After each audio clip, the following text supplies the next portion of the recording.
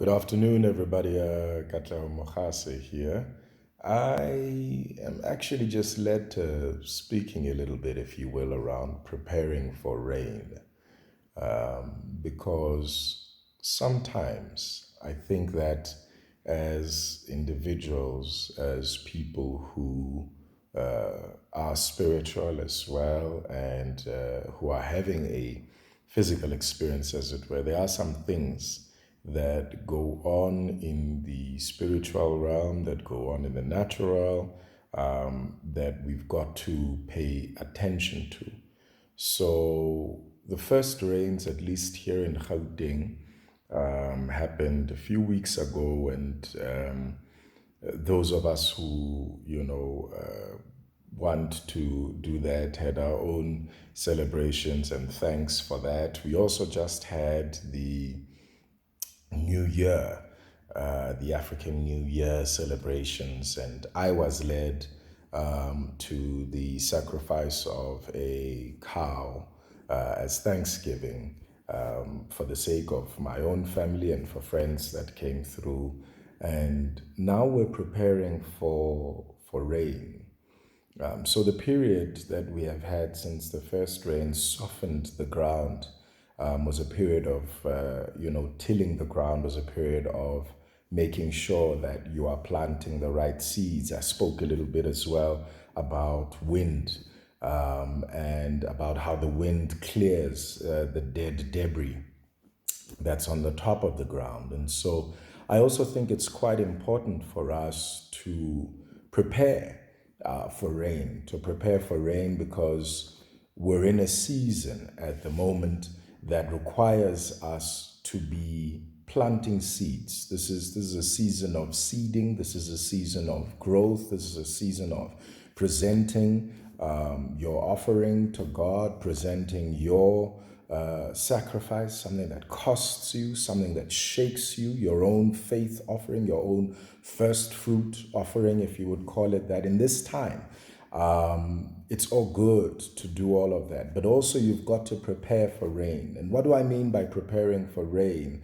It's not in the sense of Noah and the ark, where you've got to seclude yourself with your family and prepare for floods, but rather, if you have planted seeds that God has told you to plant, you've got to also prepare for the rain that comes with that. You've also got to prepare for the fruitfulness that comes with that. If there are certain business ventures that God has told you to get into, if there are relationships, if there are places where you're meant to start serving and you start to serve, the Bible speaks, Jesus is speaking, I think it's Mark 10 thereabout, where he says, look, the harvest is ripe, and that there are times where we will be called upon rather to harvest places or to harvest on things where we have not necessarily labored in terms of planting, in terms of watering, in terms of pruning and so forth.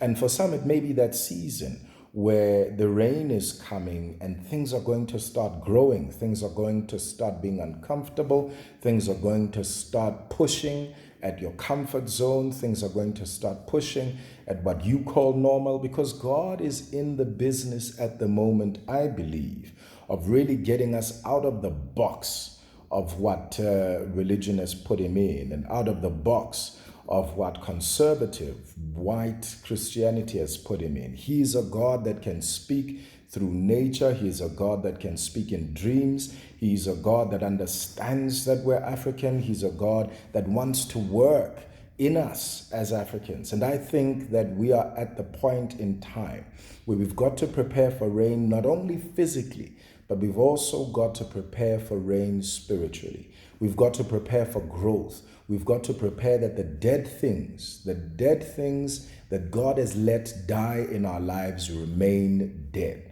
That we don't go and want to dig up the dead things, that we let them go. But in addition to that, that we've got to prepare our ground for the word that is a seed and for the rain of the Holy Spirit to be able to germinate fruit of love and of peace and of patience and of goodness and faithfulness and self-control, but also to be able to give fruit of new business, to be able to give fruit of new families, to be able to give fruit of new things, and also to concretize the things that already exist. It's sometimes not always about the new things that are going to happen. It's sometimes about the things that are already happening. So let's prepare for the rain. I'm speaking like this because here in Gauteng, we are expecting the second wave. The first wave was rather short, but we're expecting the first massive rains to come. I believe the forecasters say it's somewhere around Thursday or so. We've been getting splatters and so forth, but our ground needs to be prepared. Our ground needs to be prepared because there are ideas that the Holy Spirit is birthing in people, and they've got to bloom, they've got to blossom, and they need that rain to come, but you've got to prepare for it.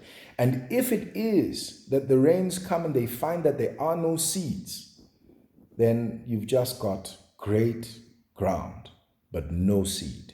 Great ground, but no fruit. Great ground, watered ground, sunshined ground, but absolutely nothing for the ground to feed. So plant your seeds. Plant your seeds. And when I say seeds, I'm not necessarily speaking money, but plant your ideas in the Spirit. Ask God, what are the things that you're meant to start? What are the things that you're meant to put into the ground of your spirit, so that when this rain comes, in the natural, in the spiritual, that you are able to take full advantage of this new season of birthing, this season of greatness, this year, this amazing, amazing year that we're actually already into. And we are going to have a great time in this year. Be blessed and stay blessed.